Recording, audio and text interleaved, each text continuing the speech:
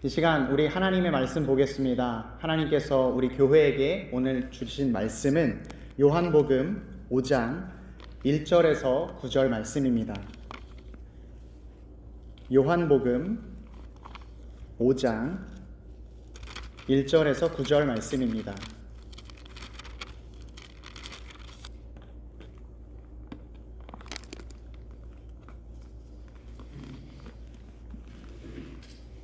우리 다 찾으신 줄 알고 하나님의 말씀 한 목소리로 봉독하도록 합니다. 그 후에 유대인의 명절이 되어 예수께서 예루살렘에 올라가시니라. 예루살렘에 있는 양문 곁에 히브리 말로 베데스다 하는 못이 있는데 거기 행각 5이 있고 그 안에 많은 병자, 맹인, 다리 저는 사람, 혈기 많은 사람들이 누워 물의 움직임을 기다리니 이는 천사가 가끔 못에 내려와 물을 움직이게 하는데 움직인 후에 먼저 들어가는 자는 어떤 병에 걸렸든지 낫게 되밀어라. 거기 38회 된 병자가 있더라. 예수께서 그 누운 것을 보시고 오래된 줄 아시고 이르시되 내가 낫고자 하느냐? 병자가 대답하되 주여 물이 움직일 때에 나를 못에 넣어주는 사람이 없어 내가 가는 동안에 다른 사람이 먼저 내려가나이다. 예수께서 이르시되 일어나 내 자리를 들고 걸어가라 하시니 이 사람이 곧 나아서 자리를 들고 걸어가니라. 이날은 안식일이니. 아멘. 저는 오늘 본문 말씀을 통해서 나는 여전히 기다리고 있었다라는 제목으로 주의 말씀을 선포하도록 하겠습니다. 우리가 요한복음의 말씀을 볼 때에 특별히 생각해야 할 것은 성경에 많은 기적 사건이 기록되어 있지만 요한은 그 기적 중에서 아주 특별한 사건을 선별해서 기록했다는 사실입니다. 그래서 요한은 이 기적을 가리켜서 특별히 표적이라고 이야기를 합니다. 우리가 일반적으로 알고 있었던 기적은 놀라운 일, 자연의 섭리를 뛰어넘는 일이라고 생각하지만 특별히 이 표적은 그 기적 중에서도 아주 특별한 의미를 갖는데 그것이 바로 무언가를 가리킨다라는 뜻입니다. 영어로는 그래서 사인이라고 하는데 이 특별히 표적은 예수님께서 우리가 기다리는 바로 그 그리스도다라는 사실을 가리키는 일들입니다. 우리가 예전에 살펴보았지만 첫 번째 표적으로서 요한이 기록한 사건은 가나의 혼인잔치에서 물을 포도주로 만든 사건이었습니다. 그때에 포도주가 다 떨어져서 사람들 사이에 기쁨이 사라져가는, 결혼식에서 가장 중요한 기쁨이 사라져가는 순간에 예수님께서는 물을 포도주로 만드셨고 기쁨을 허락해 주셨습니다. 그래서 이 첫 번째 표적은 우리 주 예수 그리스도께서는 우리의 기쁨이 되신다라는 것을 보여주었습니다.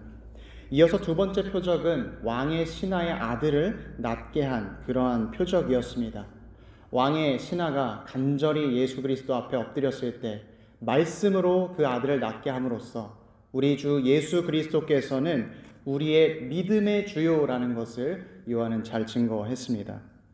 그리고 오늘 본문의 말씀이 바로 세 번째 표적의 말씀인데요. 걷지 못하는 병자를 고쳐주는 사건을 통해서 요한 사도는 우리 주 예수 그리스도께서 우리의 유일한 소망 되신다라는 사실을 이야기하고 있습니다. 사랑하는 성도 여러분, 우리에게는 언제나 소망이 필요합니다.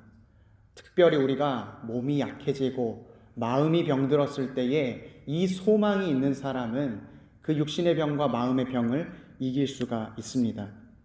한국의 암치료 최고 권위자로 불리는 최일봉 교수님께서 이 말기암 환자들을 치료하면서 굉장히 놀라운 사실을 하나 발견하게 되었습니다. 이 암 환자분들께서 실제로 돌아가시는 이유가 암 때문이 아니라 그 암에서 오는 절망감 때문에 죽는다라는 사실을 알게 된 것입니다. 실제로 통계적으로 70%에 이르는 사람들이, 말기암 환자들이 그 마음 가운데 절망감이 찾아오고 이 암이라는 두려운 이름이 주는 마음에 억눌려서 70%나 영양실조에 걸려 굶어 죽게 된다는 이야기였습니다. 사랑하는 성도 여러분, 우리 육신의 병은 어떻게 현대의학으로 고칠 수 있습니다. 그러나 우리 영혼의 질병, 우리 마음의 병은 현대의학으로는 도무지 고칠 수가 없는 것이지요. 그때 성경은 우리에게 이야기합니다. 우리의 마음의 병과 우리의 영혼의 병을 고칠 수 있는 유일한 길은 우리 주 예수 그리스도를 우리의 소망으로 붙드는 것이다. 오늘 본문의 말씀이 우리에게 그것을 잘 보여주고 있습니다. 본문에 보시게 되면 한 병자가 등장합니다.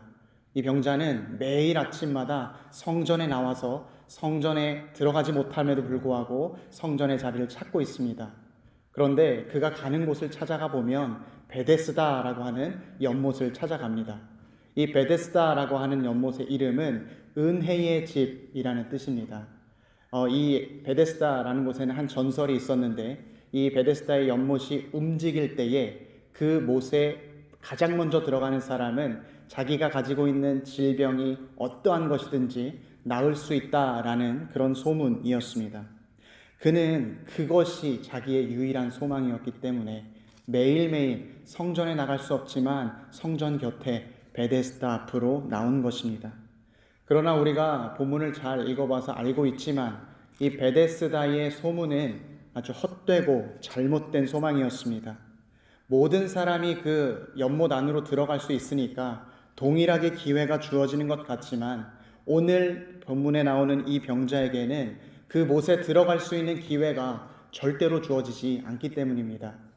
그는 다리를 쓸 수 없었고 혼자서는 움직일 수가 없었기 때문에 물이 동하는 것, 움직이는 것을 보았을 때에는 그 사람이 들어가기 전에 다른 사람이 먼저 들어갔었기 때문입니다. 또한 혹여나 이 사람이 그 연못에 들어갈 수 있는 기회를 얻었다 할지라도 이 소문은 그냥 근거 없는 미신이었기 때문에 그를 고쳐줄 수 있는 능력 또한 없었습니다.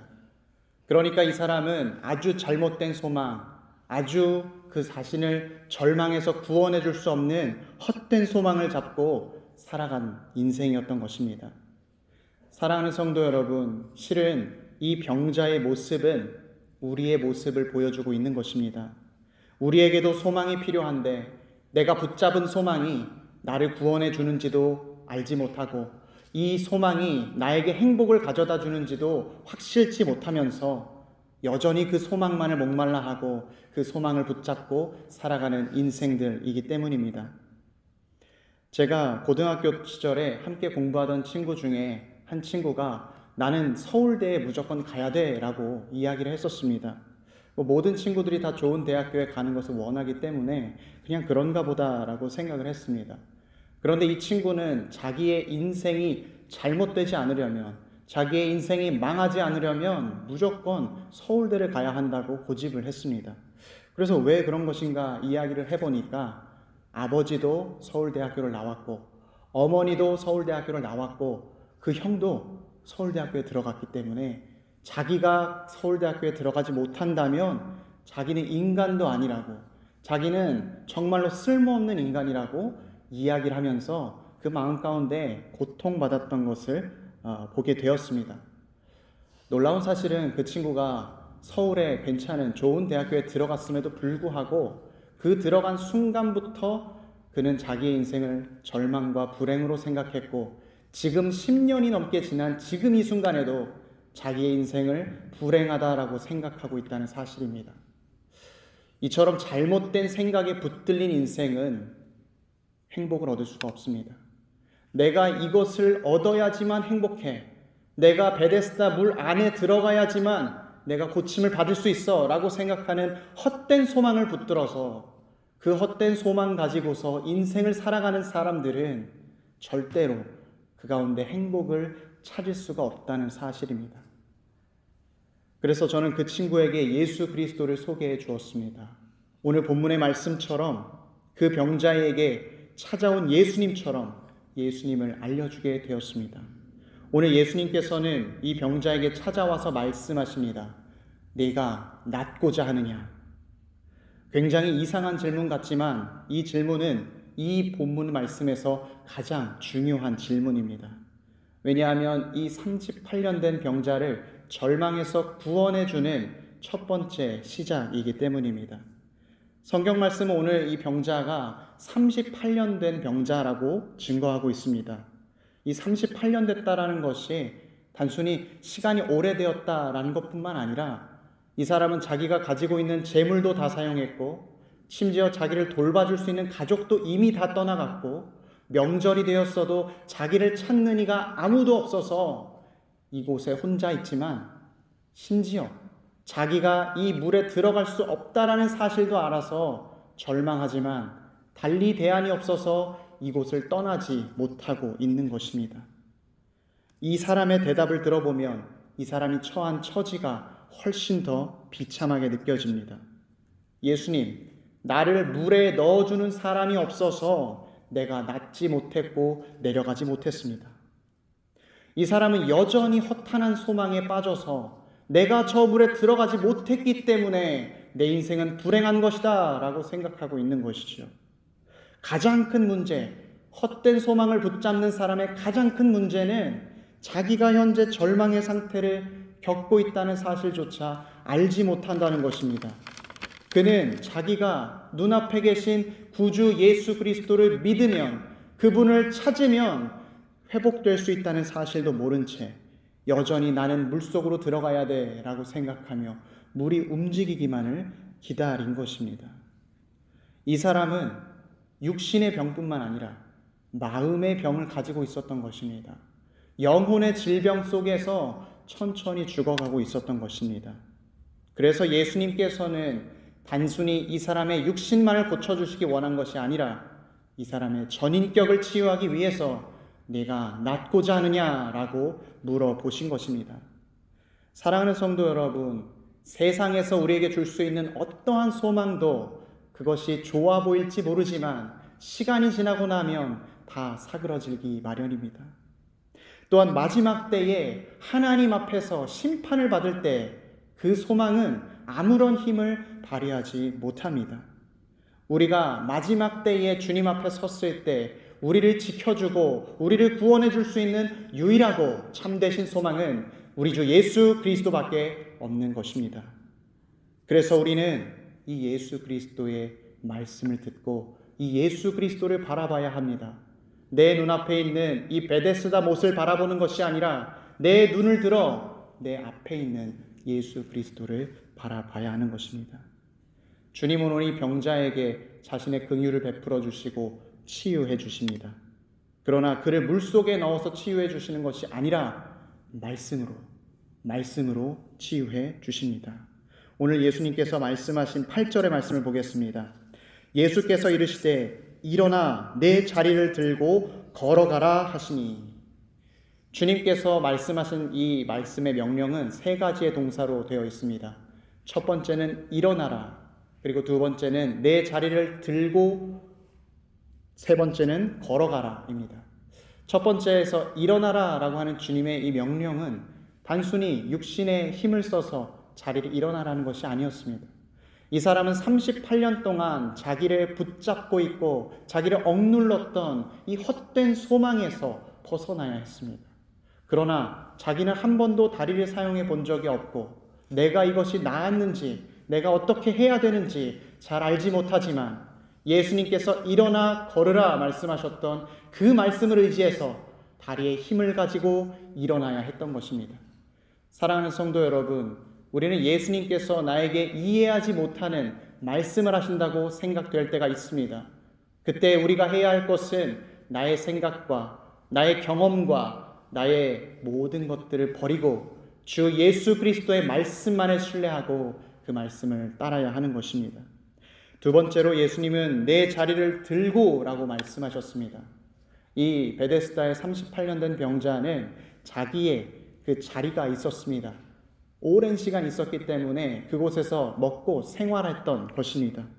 그런데 예수님은 그 자리를 들고 일어나라 말씀하셨습니다. 네가 원래 붙잡혀 있던 그 헛된 소망을 떠나서 너를 어렵게 했던 너의 상처를 보내주라. 너를 어렵게 하고 너를 걱정하고 근심하게 했던 염려를 떠나보내라 말씀하는 것입니다. 사랑하는 성도 여러분, 우리 마음 가운데 우리를 어렵게 하는 상처들이 여전히 나의 발목을 붙잡고 내가 지금 살아가는 인생을 방해하는 것들이 너무나도 많이 있습니다. 10년 전에 대학 입시에서 서울대학교를 들어갔다면 내 인생이 이렇게 되지 않았을 텐데, 내가 이렇게 선택했었더라면, 그때 선택을 잘했더라면 지금의 상황이 달라졌을 텐데, 과거에 머물러 있어서 현재의 예수 그리스도가 말씀하시는 내용을 전혀 보지 못하고 듣지 못하는 것입니다. 예수님께서는 내 자리를 들고 라고 말씀하심으로써 너를 붙잡고 있는 헛된 소망에서 벗어나서 나를 바라보라 말씀해 주신 것입니다. 이어서 예수님은 걸어가라 라고 말씀해 주시면서 이 사람이 이제 주 예수 그리스도만을 의지하며 살아가기를 원하셨습니다. 예수님께서는 이 사람을 불쌍히 여기셨고, 이 사람이 단순히 낫는 것에서만 끝나는 것이 아니라 예수님을 알기 원하셨습니다. 이 사람이 이제 앞으로 걸어가는 인생은 자기의 힘을 의지해서 일어난 것이 아니라 주의 말씀을 의지해서 일어난 것이며, 나의 과거의 삶에 머물러 있는 것이 아니라 지금 나에게 말씀하시는 예수님께 집중하는 삶이며, 이제 그 주님을 향해 걸어가는 귀한 인생이 되는 것입니다. 주님께서는 우리를 그냥 버려두는 것이 아니라 찾아와 주셔서 말씀으로 치유해 주시고 항상 함께 해 주시기를 원하십니다. 요한 사도는 특별히 오늘 본문의 말씀을 마치면서 오늘 있었던 이 모든 일이 안식일이었다라고 기록을 합니다. 우리의 참된 소망이신 예수 그리스도는 쉬지 않으시고 언제나 우리의 기도를 들으사 응답해 주시는 하나님이십니다. 베데스다는 잠시, 어쩌다 물이 동할 때 내가 그 기회를 잡고 들어가면 치유를 얻을 것이다 라고 말하지만, 우리 주님은 안식일에도 쉬지 않으시고 우리를 고쳐주사 우리를 회복시켜 주시는 분이신 것입니다. 오늘 요한복음의 5장의 말씀은 이 한 사건만 기록이 되어 있습니다. 그럼 나머지 뒤에 있는 많은 내용들은 어떤 내용이냐? 오늘 이 사람을 고쳤기 때문에 예수님께서 모든 유대인들과 논쟁하고 토론하는 내용으로 이어집니다. 예수님께서 이 사람을 고칠 때에 그 상황이 이루어질 것이라는 것을 모르지 않으셨습니다. 그러나 예수님은 당신께서 유대인과 논쟁을 통해서 유대인들이 당신을 죽일 것을 알고 자기가 그것을 통해 십자가에 달리는 계기가 될 것이라는 것을 아셨음에도 불구하고 38년 된 병자를 보시고 내가 여전히 헛된 소망에 붙들려 있느냐? 그렇게 살지 말고 내가 너와 함께 살겠다. 나를 붙잡고 참된 소망으로 살아가라. 선포해 주신 것입니다. 사랑하는 피스메이커 교우 여러분, 우리 살아가는 인생 가운데 예수 그리스도는 유일한 소망이요 참된 소망입니다. 그래서 히브리서 기자는 우리 예수님을 영혼의 닻이다라고 표현을 했습니다. 우리의 삶이 흔들리고 어려움이 찾아와서 또 과거에 나의 상처와 아픔들이 나를 붙들고 갈 때에 우리가 흔들리지 않을 수 있는 유일한 방법은 우리 주 예수 그리스도를 붙잡는 일뿐입니다. 마지막으로 제 친구의 이야기를 꺼내지 않으면 아무래도 다들 궁금해하실 것 같습니다. 그 친구는 예수님을 영접하게 되었고 마지막에 자기의 인생이 예수님으로 새롭게 정의될 때에 그 인생이 참된 기쁨의 인생이라는 것을 깨닫게 되었습니다. 사랑하는 성도 여러분, 우리가 무엇을 찾든지 무엇을 구하든지 예수 그리스도가 없다면 그것은 우리의 인생 가운데 행복을 줄 수가 없습니다. 왜냐하면 예수 그리스도만이 우리의 유일하신 소망이요 참된 소망이기 때문입니다. 오늘 이 시간 우리 마음 가운데 나를 찾아오신 예수 그리스도를 바라보며 일어나 내 자리를 들고 걸어가라 말씀하시는 주님의 음성에 순종하고 주님과 동행하는 우리 모두가 되길 주의 이름으로 축원합니다.